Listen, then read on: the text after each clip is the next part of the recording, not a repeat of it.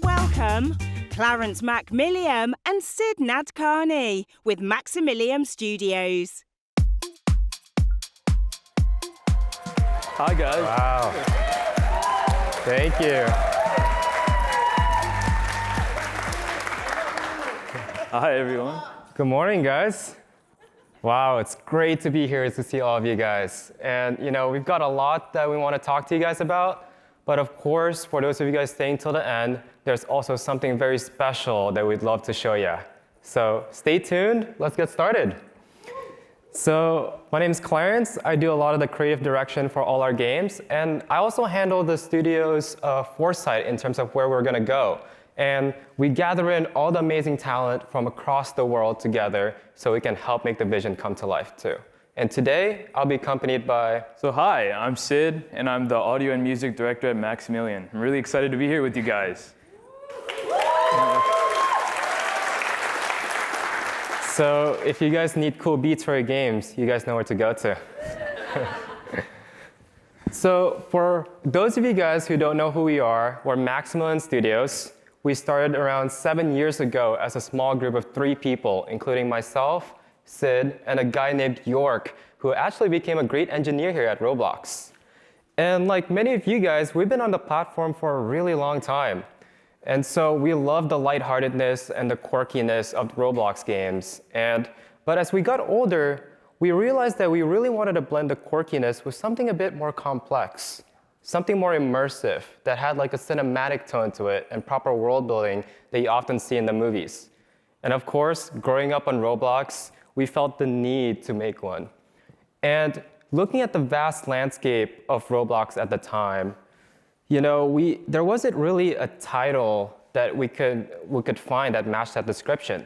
And being taught at a young age by playing Roblox, we felt like we had to make one ourselves.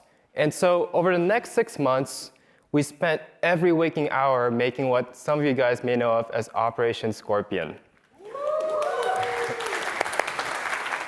We used every success, every failure, every skill, and every experience from building a title into building what many of you guys know as Frontlines. And of course, thanks to Roblox, its amazing suite of tools, its engine, and its no cost of entry, we're able to start our studio with little to no cost. And thanks to many of you guys, the Accelerator program, the Game Fund, and the amazing people here at Roblox, we're able to grow our team from a small group of 3 people into a studio of over 30 people, creating titles like Frontlines that has amassed over 52.5 million plays over just the previous 6 months. And thank you. And not only that, Frontlines has been played worldwide by thousands of people in different countries of different backgrounds every single second. And so I'd like to just take a moment and thank all of you guys for the success. And of course, I also have to shout out our Korean players for keeping our game so lively by dominating the top charts every single night. So props to them about that. But what I find most profound, and I think many of you guys will find too, is that out of our 52.5 million plays, almost all our players are over 18. And within that demographic alone, almost all of them came from off-platform to check out Frontlines for the first time ever on the Roblox platform. And so what that signaled to us was that a high-fidelity game wasn't only possible on a technical level, but there's also a huge market for it. And so today, I just love to talk to you guys about how to create new experiences to reach new audiences, and also how we're able to achieve what so many people thought wasn't viable, even impossible for the Roblox platform. So let's just dial back a bit and talk about Operation Scorpion.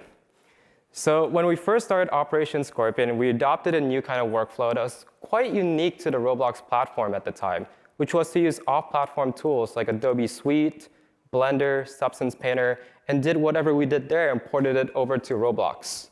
As the tools evolved and we started working on Frontlines, we adopted the same workflow but in greater depth, utilizing many of Roblox's greatest technologies like PBR, and future is bright to mimic the high fidelity look that you often get in AAA experiences with its realistic textures and atmospheric lighting. But of course, like many of us here, we understand that every engine comes with its own limitations, and that every imperfections that we have in our creations are often highlighted when we don't do things the right way. So how do we solve for that? What did we do? Well, what we did was we went back to the basics. We spent a great deal of time honing in on proper technique, like having a clean topology so we can control how the reflections look in each of our models.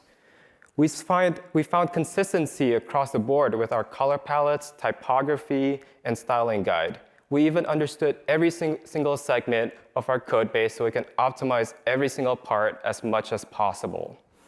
And the reason why we did these things isn't only just to make a game that looks great, but we also wanted to make something that was accessible for everyone. It is just as important to us to make a game that is not only enjoyed by different ages, but also by many people of different backgrounds utilizing different devices. So performance has always been the top of our priority.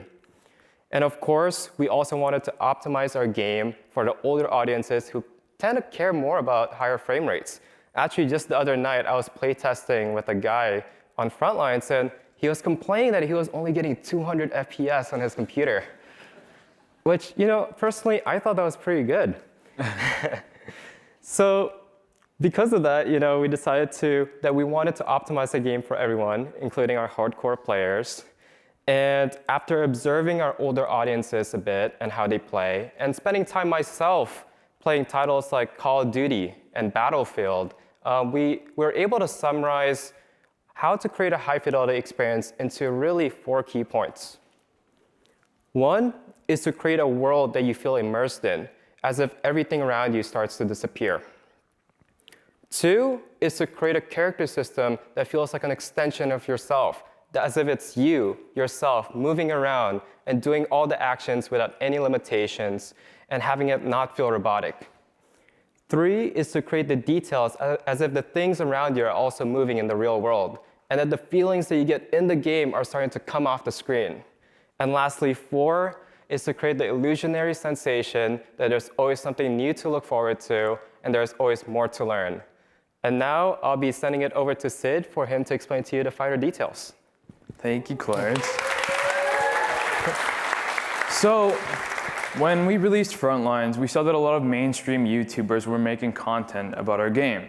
They highlighted realistic graphics, animation, and just generally stuff that they noticed was high fidelity.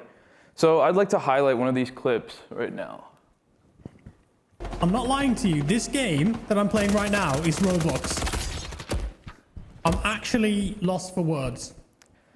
So this video was made by Jack Frags, who's a YouTuber that makes content for FPS games. And essentially, this was super important to us because it taught us that high fidelity grabs people's attention. That's super key to basically getting the attention of new audiences, right?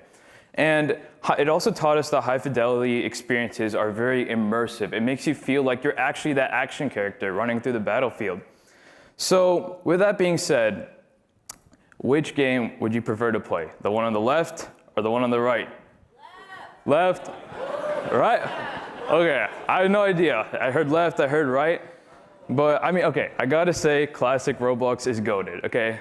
But we noticed that a lot of older audiences preferred the one on the right. So it wasn't just because of realistic graphics or animation or any of that, but it was also because of the realistic characters. So audiences outside of Roblox know Roblox to be, R15 rigs and this kind of lower poly style, but seeing the realistic characters really helped introduce that to Roblox's image.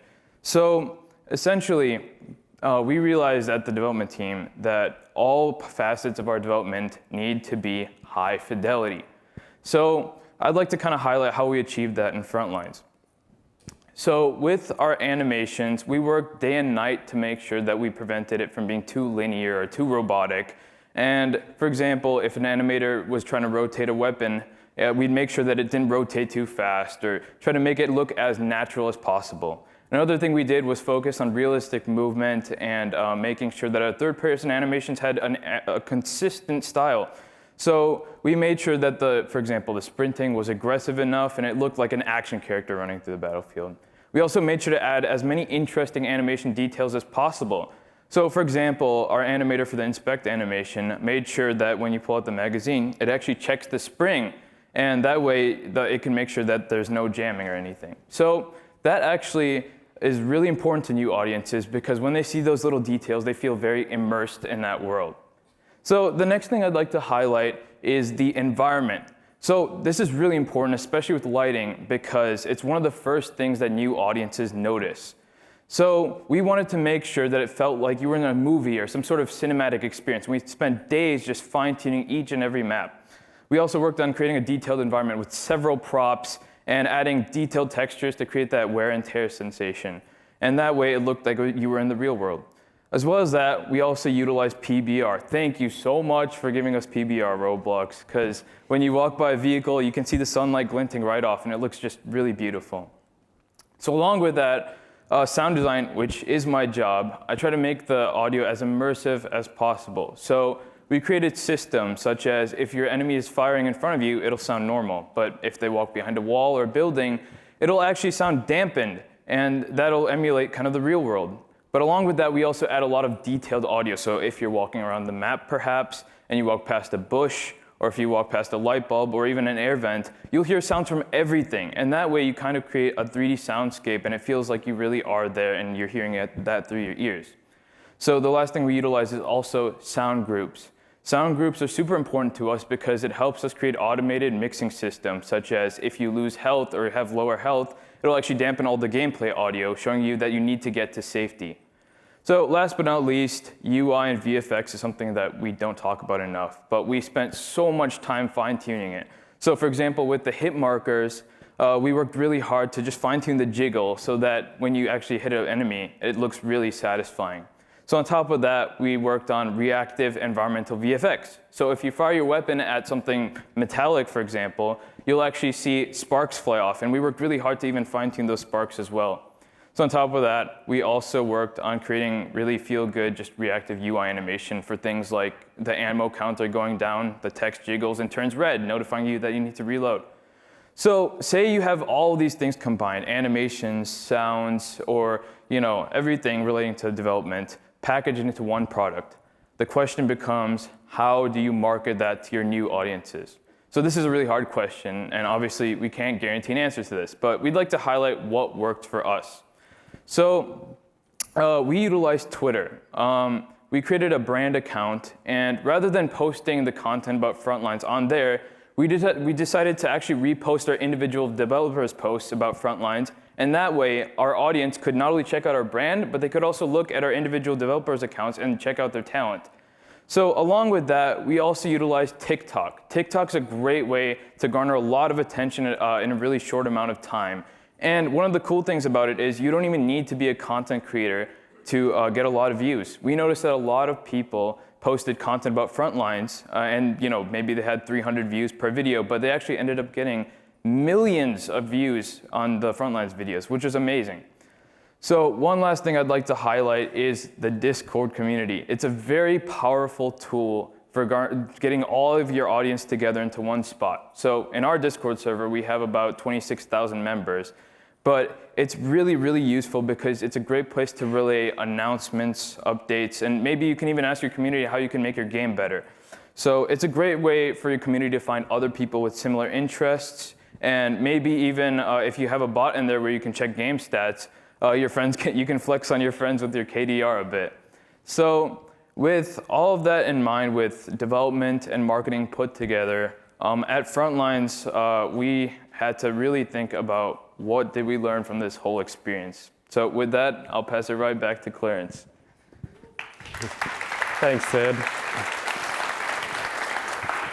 So now that you guys know the special sauce in terms of how we build our games and market it, let's just chat a bit in terms of what we learned over the years.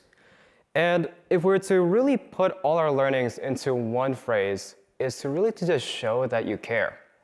And you can do that by showing your players that you're still interested in improving the game that they spent countless hours playing every single day. You can even talk to them directly and figure out, what they like and what they don't like, not just about the game, but also maybe the community and the studio as a whole. And if you guys are feeling bold, you can even take their crazy ideas into consideration. But showing that you care doesn't just have to stop there. You can show that you care by having a great attention to detail in all your games, or adding Easter eggs, or even having a level of polish that's unseen of in every aspect of your experience. So to put it simply, you just have to make a game that just works. And I know it's easy for me to say here, but in today's day and age, it almost feels like a novelty. So let's just summarize and really think about how we could do that. And going off our first suggestion is to really start by making a game where you feel like you're inside your own creation. And to do that, you have to utilize a great attention to detail into every facet of your development, whether it's textures, sound effects, animations, graphics design, lighting work, or even thinking about the corners of how the buttons look and what happens when the mouse hovers over it, the UI animations overall, and of course the programming, and having an overall package that feels insanely great. And once you guys achieve that, just take a step back and take pride in what you've achieved. You've worked so hard by just crossing over the finish line, so pat yourself in the back and have the confidence to share it to the world through multiple social channels and of course your family and friends. So now just sit back, relax, hopefully for not too long, and just see the fireworks fly. Thank you all for coming to our talk, and thanks for listening. Yeah. But hold up, guys. I know I promised you guys something in the beginning, and there's actually one more thing. And we've really waited a long time to finally be able to show you guys this, and it's the next experience by Maximillian Studios that is at a much higher caliber than anything we've ever done before. So we're super passionate about this one. And we really hope that you guys are just as energized as we are about this. So let's check it out.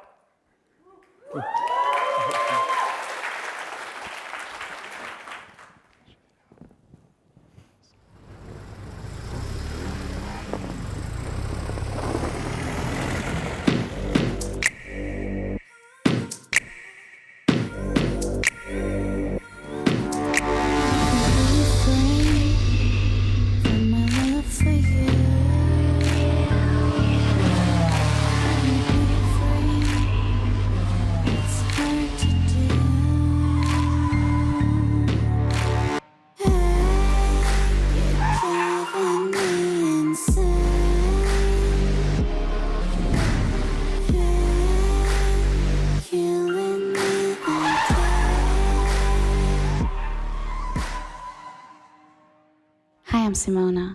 Get ready for the ride of your life.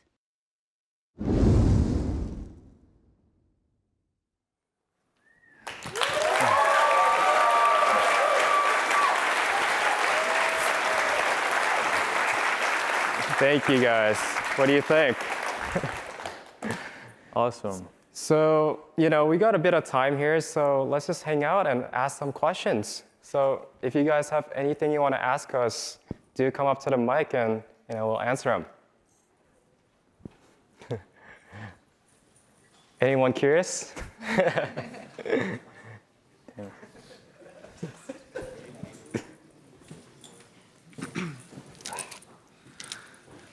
Hello, I'm Cody, or Chaotic Cody. How's it going? So my question here is for Sid. So audio design, I've noticed the audio in Frontlines is fantastic, and you kind of showed us a bit of how you made it, so immersive. What is your workflow like, and what tools do you use outside of Roblox, and could you show what your process is? Yeah, of course. That's a great question, by the way. So yeah, I do use third-party software. I use like Pro Tools and Ableton, which are great ways to kind of get started in that if you want to get started in sound design. But I essentially, so if it's a system, I'll kind of design my own prototype and then test that concept. And for example, the weapon sounds, right? That's a very complex system that we designed. So I started first by creating a good concept myself and programming it out. And once we proved that the concept actually worked, we ended up prototyping it in Frontlines. And then after that, I ended up kind of figuring out how to mix those things together. So with Roblox, there are a lot of limitations. And so with my process, I had to figure out how to kind of bypass them. So for example, one of the limitations is sometimes when you trigger sound events, it doesn't actually play like perfectly on time. There's a delay. So, our systems have to compensate for that. So I'll usually come up with a system, and once all that's down, I'll start sound designing the thing itself. So weapon sounds actually took a really long time. I had to study kind of every little detail and figure out how we can make it as immersive as possible. So with each weapon sound, or each weapon, there's actually a set of 50 different sounds just for the firing noise, depending on. So it actually incorporates whether you're indoors or outdoors in a hallway. Maybe it looks at the location where you are. So I basically just work on sound designing those things, so taking actual recordings and processing them, and then putting them in the game. And that's usually how sound design goes for us.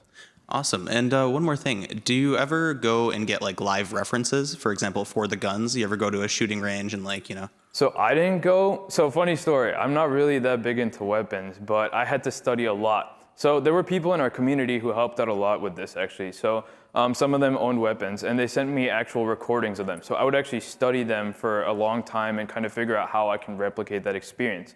So I really looked at that and those references and kind of studied it and made sure I could replicate that in our game.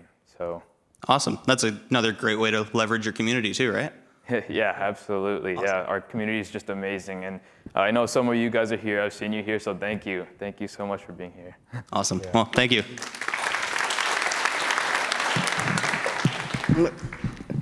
Yeah. Hello.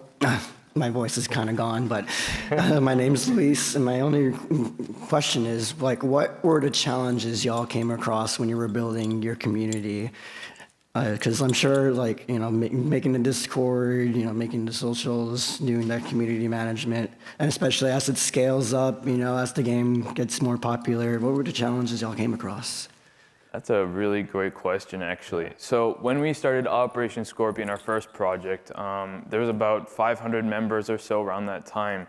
And as Frontlines came in, we saw the numbers grow exponentially. So for us, we had to figure out how to kind of control that. So we basically set out a bunch of guidelines for moderators and things like that. We also separated game moderators along with Discord moderators. And with our Discord moderators, we gave them systems where they could easily, ban players or users who weren't behaving very well.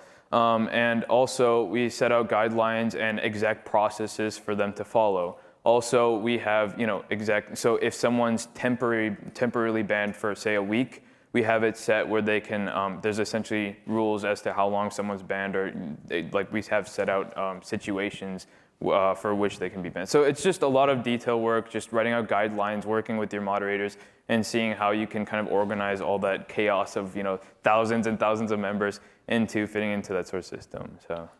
Okay. Yeah, and I think to add on to that, it's really it's kind of like the idea of gamification too, right? When we first started the community, it was really hard for us to get players engaged or people engaged within the Discord server because all we had was just a general chat, and that's all they could talk in. And as time grew on, we realized that adding things like music sessions and play sessions really helped a lot. People were more engaged and they felt like they were part of our Discord community a lot more. So I'd say adding in little channels where they can show off themselves, maybe having a dog showing channel where they can post their dogs and so on really helps a lot. Okay. Well, that's all I have to say. Thank you.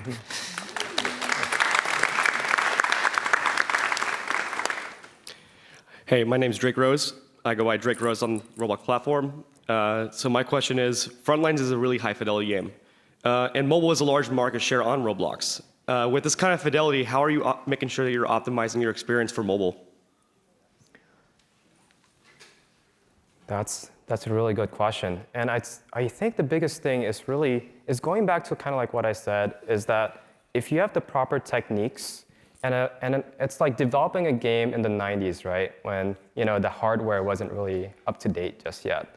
You really have to have the proper techniques and get the cleanest topology and understanding every segment of your game, whether it's how many triangles we have in each model to how the code segments run and how they perform. And really understanding that and optimizing every single part really helps with the mobile aspect. But of course, with the racing game, it's not just going to be in a small map anymore. We're going to have a large open world with multiple skyscrapers and buildings. And our team is building a custom LOD system to support that, and we're going to have a mobile-friendly version. Sweet, thank you. Yeah, of course.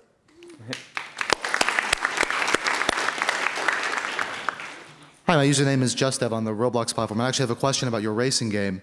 My question, I don't know if you can answer it, but how do you get clean engine audio? Like, do you get dyno samples? Or like, I know that's a really challenging for games like Forza, and it's extremely difficult, so I'm kind of curious what the secret sauce is going to be.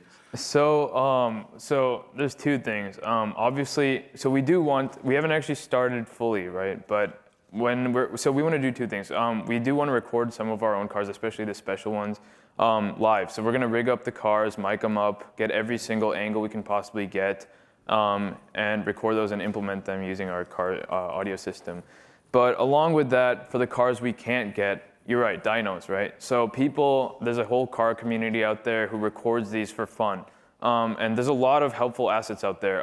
If we're looking for those underground street cars, there's a lot of recordings using those specific engines and things. So using tools like Isotope's RX10 and things, we can kind of separate those out and help create detailed audio for that. So honestly, it might not be perfect, but that's like how we can get as close as possible to creating that really immersive audio experience with driving a car. Awesome. Well, looking forward to it. Thank you. Of course. Thank you.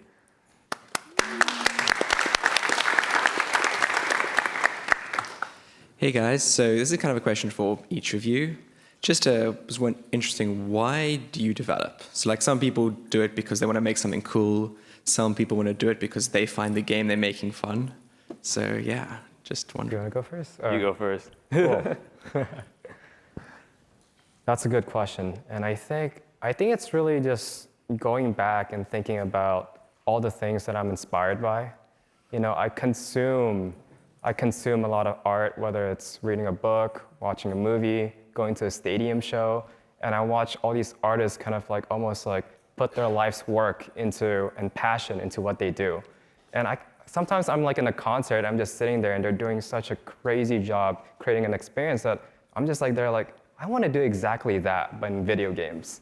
And so hopefully that answers your question. It's really, I want to create an experience for people.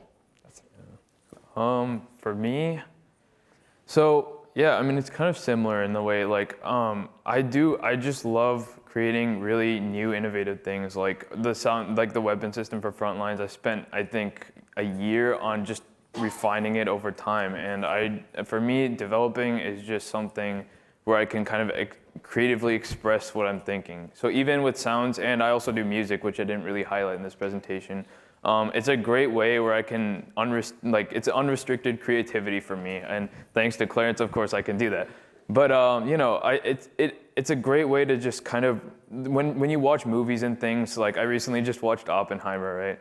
And just seeing the art and like the music and stuff, I kind of want to recreate that feeling in our games and make other people really enjoy it. And I do also for the community. I mean, seeing people comment on my music and my sounds and all that stuff really, really means a lot to me every time I see those things. So I just appreciate making really cool stuff for people. Cool. Great. Thank you. Thank you. All right. My name is Sandre, and I have a question. So when you go high fidelity, there is of course the CPU usage and rendering. But what kind of steps do you do for the networking? Because that is a very big part of Roblox, since everything is downloaded. And when you go high fidelity, also the size of the game goes exponentially up.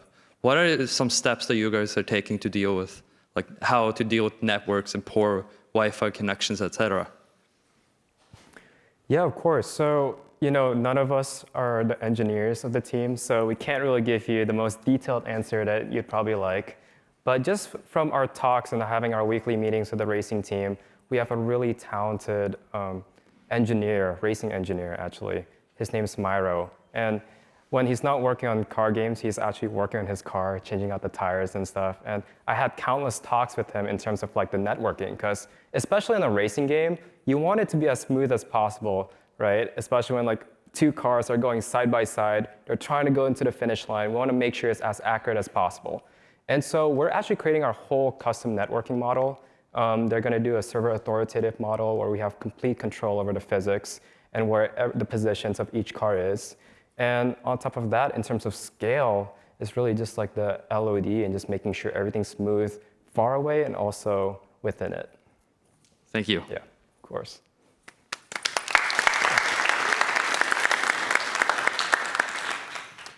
Hey, I'm Hertz, 144 Hertz. Hey, It's good to see you guys. this guy actually worked for us on Operation Scorpion, so thank you so much. Thank you. Okay, so for you guys' new racing game, I gotta say the trailer looks so impressive. It is a beautiful looking game. How do you guys plan to accomplish such amazing fidelity on such a large open world map? I imagine something like streaming. Do you have custom LOD? What's your secret sauce there? It's really having a really amazing team. It's the people and the talent that's with us. For our environments, we're going to have over 15 people just working on the city. And the way that we structure our team is we have a very specialized group of people. So there is just one person that's just creating skyscrapers. There's another person that's just creating small houses. And so having them work together and really discuss and having like, a great set of talent is really going to help with that. And of course, on the technology side, it's really just the custom streaming and so on. And really, I just like to thank, Jad and Ed and Matt over there with the Game Fund, of course.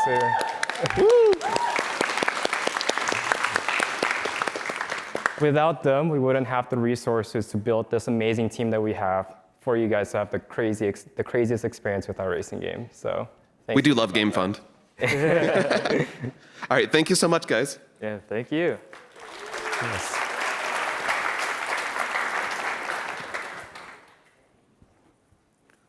Awesome. Cool. Well, if there isn't anyone else that wants to ask a question, thank you all for coming. And if anything, we'll hang out with you guys outside. Of course. Thank you, guys. Thank you, guys. Yeah.